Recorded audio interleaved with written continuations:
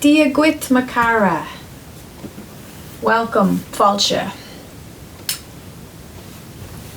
It's interesting to see the response to Aubrey Marcus's podcast with his wife and his,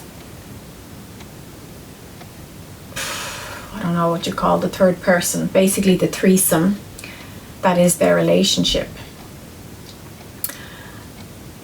It's always fascinating to see how there's a side here, there's a side here, and there's a side in the middle. One thing I want to say is I think it's beautiful to see both men and women have reactions, responses, opinions about this opening of conversation in the spiritual community, because I think it's a conversation that needs to be had.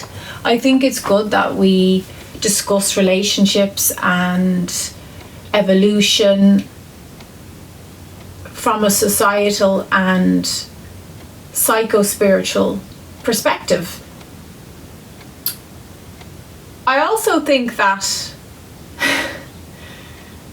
in the recent years, and I definitely could even see how this has happened to me in the past, we've become so sterilized, so politically correct, that we can be afraid or even ashamed to discuss and speak our true feelings on things. And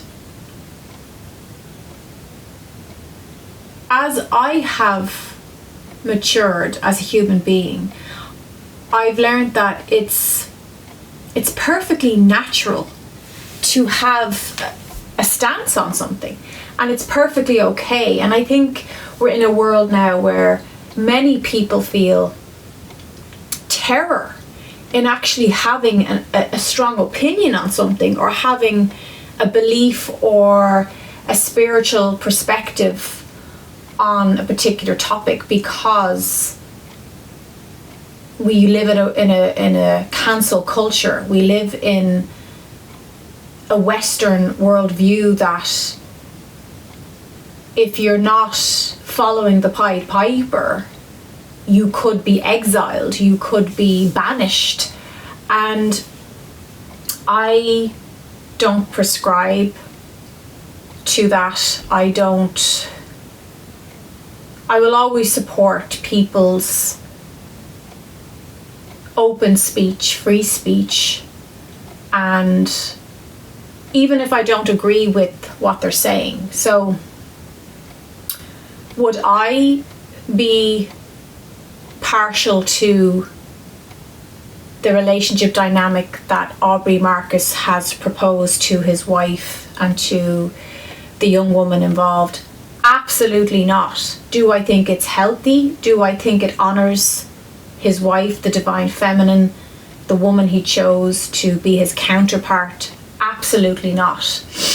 Do I think it also dishonors and misleads the young lady involved? Yeah, I don't think she even can probably see clearly what's happening there. And I'm not saying that this is always a male-female way that this happens. It can happen. I know plenty of wonderful men who were gaslit and misled by the female, by the woman in their lives. But I'm not going to apologize for having an opinion on it. This is my channel. It's my perspective on things. And if people don't want to hear my perspective, then why would you come here and watch it? You know, it's that simple. So, as a spiritual teacher, as an angel healer, as someone who's worked in the community in real time, in real life, hands-on, and also here online in the last 10 years on YouTube, sharing whatever I can, you know, within the very limited confines of YouTube. I think it's great to see other women and other men. I watched some brilliant responses. There was 3 men, I don't know the name of the channel, but there was 3 men who really had a big banter about it, about Aubrey Marcus's recent sharings on his podcast. And it was so inspiring, so uplifting. It also has been so encouraging to hear different women's perspective on it as well. And I have to say, I'm very happy that the majority of people, I haven't actually seen anyone who's agreed with him or said this is a great idea, this is going to end well. It's great to see people are not being blinded, and it's great to see people see through bullshit. And that's the beauty of moving through time. There's something that happens in your 40s, and I think even more so in your mid-40s. There's a liberation of caring about, you're less inclined to walk on eggshells in case you hurt someone's feelings. I think we need to always be respectful, and this is a space where I will always be respectful because that's integral to who I am. But I'm also, I feel as a woman coming of age, moving through these initiatory times, I'm also allowing myself the freedom and the empowerment to say, I have a perspective on this, I have an opinion.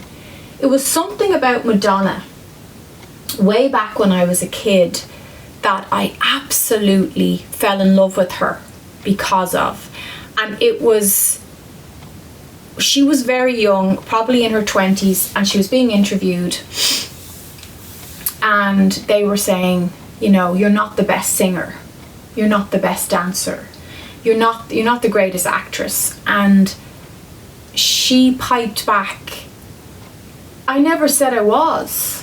I never said I was the best singer. I never said I was the best dancer, but I knew I had something to say. And that is the moment as a kid I fell in love with Madonna.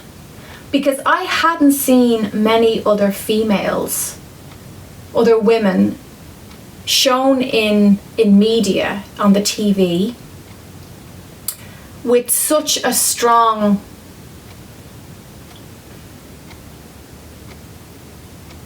sense of sovereignty and independent thinking, and like her or love her, love her or loathe her, Freudian slip, because I like and love her, no matter what she's done in her older age and whatever, I'll always have a tender, loving spot for Madonna, because as a young girl, she was a beautiful symbol of a liberated female consciousness expressing itself in real time. And whether you like her or hate her, you can't take that away from her.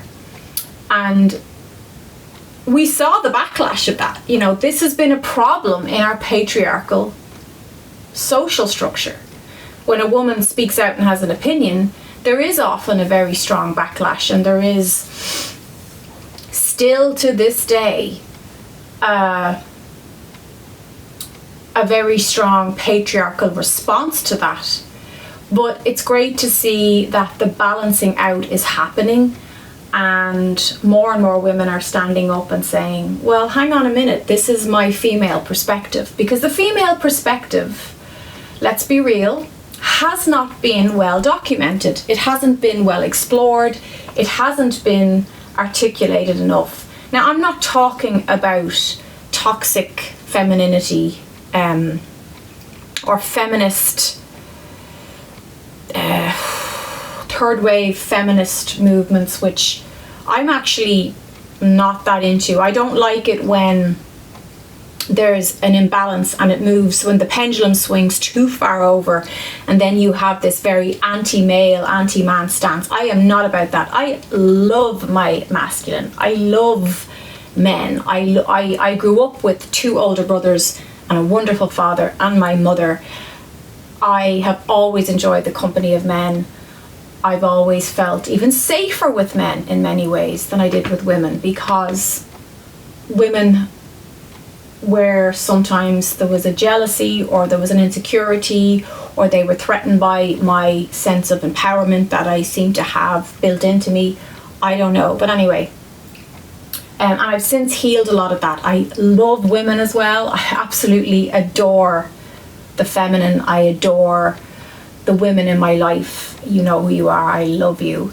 And I couldn't be living as I am without my wonderful female friends and supports in my family and in my friendship circles.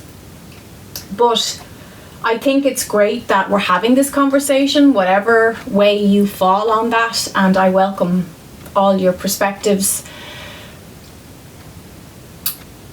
I think, though, my point is it's very easy to sit on the fence. And I'm not just talking about this, but I'm talking about self-expression in general. And, you know, I've got a few comments over the years, or I've had a few people who've even like obsessively stalked. Like I've had stalkers on this channel. I've had some horrifically pornographic, very insulting emails and messages. I've dealt with that. I've reported them.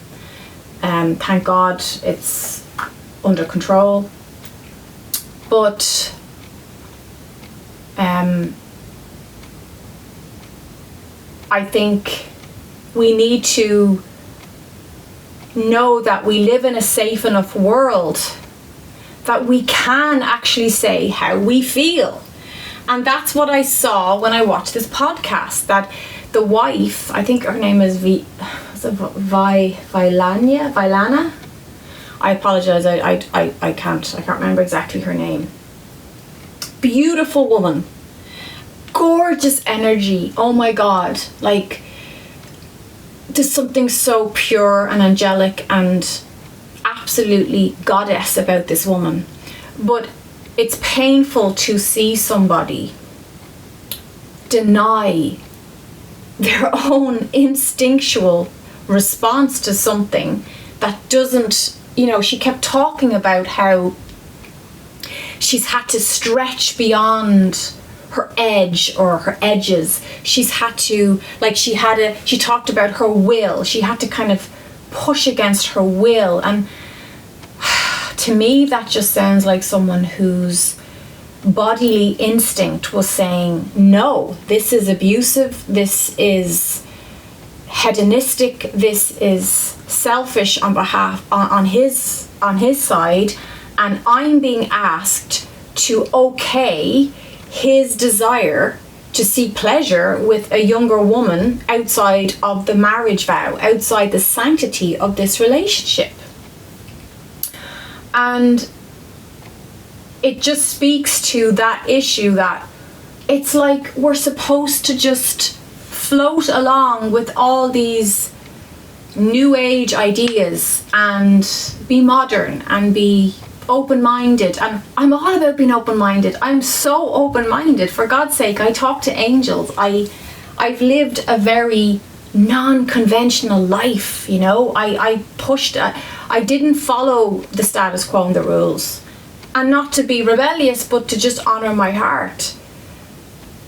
But we also need to look at nature and the laws of nature, and we need to honor what we truly feel is real in our hearts and what is valuable and what is important. And to just go along with the latest trends and the latest new age social influencer, spiritual guru is dangerous. It's actually dangerous. So that's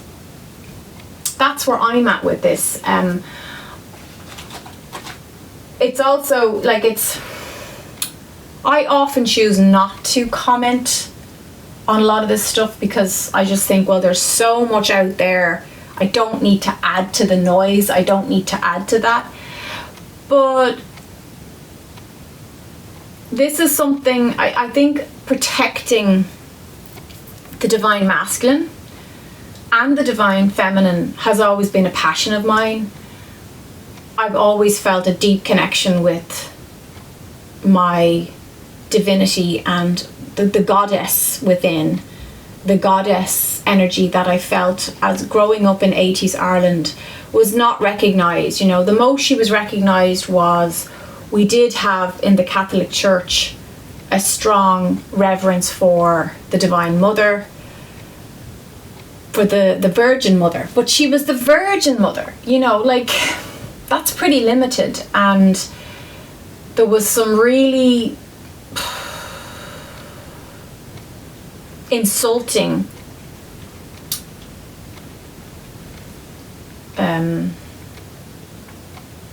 downright misogynistic ideas about femininity. And there was this thing in Ireland years ago, and I remember when I worked in the gym in town, the women told me about this, and I asked my mother about it. And when a woman had a baby, she wasn't supposed to return back to, she wasn't really supposed to go outside until she had gone to her church and had her priest like give her a blessing. And this blessing apparently was to forgive her. Like, tell me if you know about this. It was called in Ireland, in Irish culture, it was called being churched. And it was like you were dirty, you've had sex, you've had a baby, so you're sinful and you need to be cleansed. And the churching was a blessing to say, you've been churched, you've been forgiven for this foulful sin that you've committed.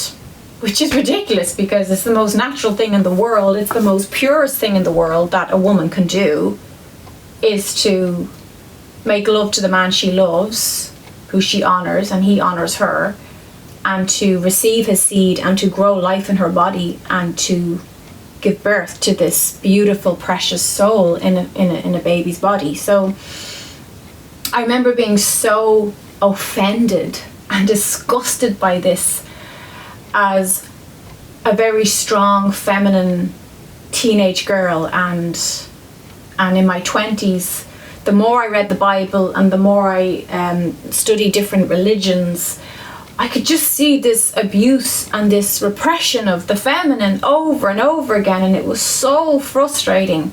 And I witnessed it within my own peers, you know, and how there were double standards, and there was, how come when a boy does that, it's fine, and if I do that, I'm bad and dirty and I'm soiled. Like, there was so many mixed messages, you know. And I watched a brilliant interview recently with Kirsten Stewart. I think that's her name, Kirsten Stewart, the Twilight girl. It's terrible to pin that on her because she's done so much more cool stuff since Twilight. Oh my god, I love her. I think she's an icon, and she's directed a film now, and she was in Cannes and she was discussing this film, The Chronology of Water, that's what it's called. It's meant to be brilliant. And this was a beautiful interview. Like, she was so, to me, in her feminine, because she was full of passion for her project. She was in the pleasure of it, the joy of it. You know, she was in the full creative mode, which is, the feminine is very creative, obviously. And she said, you know, the very being of, like, the very existence of being a feminine, of being a woman, it's a violent experience, you know. And I can't remember the exact quote, but it was something like, just being a woman, being alive as a woman, it's a violent experience. And I thought, wow, that is so true. Like, we have grown up as women and lived in a world that we've had so much stacked against against us. Like, men, you've no clue how much easier you've had it. And I'm not saying that to, again, I'm really not trying to, because I love women, I love men, I love us all, and anything in between. I embrace all of humanity. That's like, you only have to look through the years of service I've dedicated my life to know that. But I think it's fantastic. It's wonderful, and it's awe-inspiring to see men and women openly discuss sacred union, sexuality, social structures, what life is all about. Like, relationships are the foundation of everything. And it's like I said in my other video, I really believe, I am a live and let live. I really believe in that philosophy.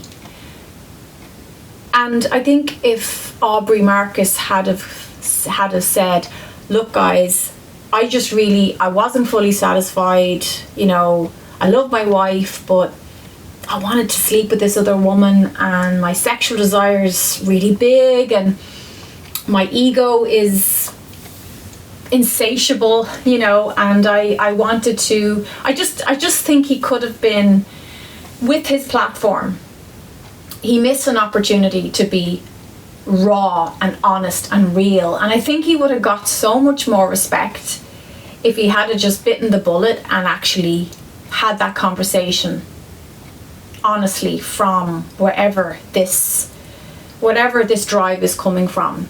But sometimes, and especially with social influencers, and I hate that word influencer because it's just like, it just makes me want to gag.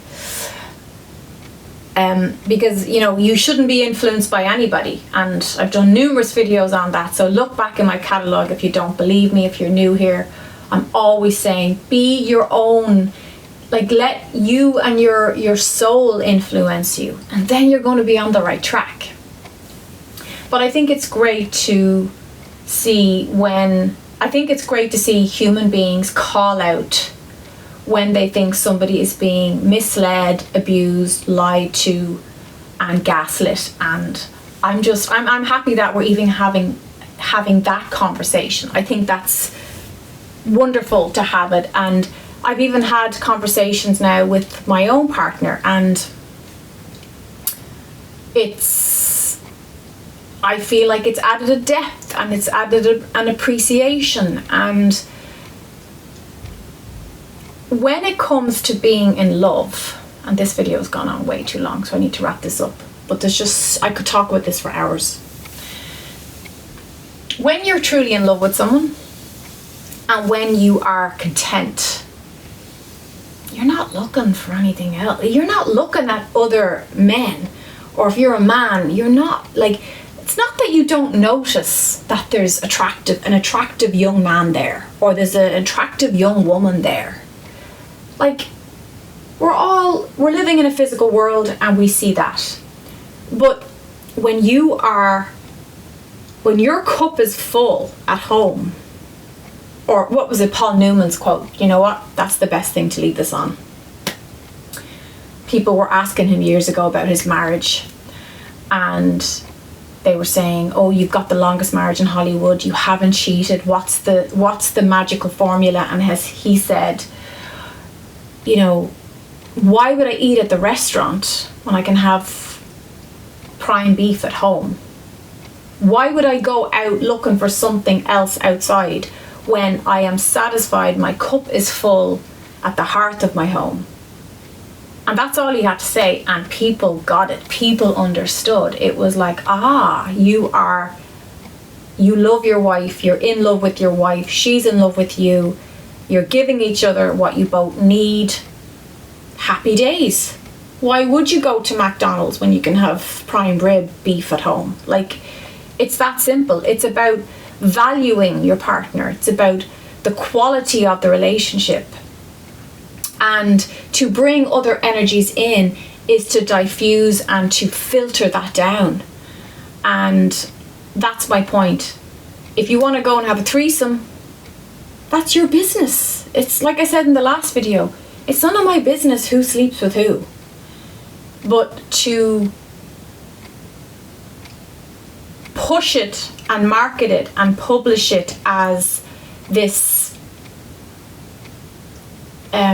new, enlightened, evolved, higher state of being human is just ridiculous. And I think we need to all just be able to be honest about our responses to that. That's my response, that's my perspective. Call me old-fashioned. When I'm in love with the man, I don't want to share him or myself with anybody else. It's a sacred union, and I believe in the sanctity of that. I think if we're just, society is constantly pushing the envelope out, and it's like, how far can we push these boundaries? And I think that's dangerous, and I don't think it's necessary. There's far more interesting things and ways we can push boundaries with things that actually do enlighten us and actually do evolve us as a species, as humanity, as a consciousness. That's it. The light in me recognizes the light in you. What do you think? Share in the comments.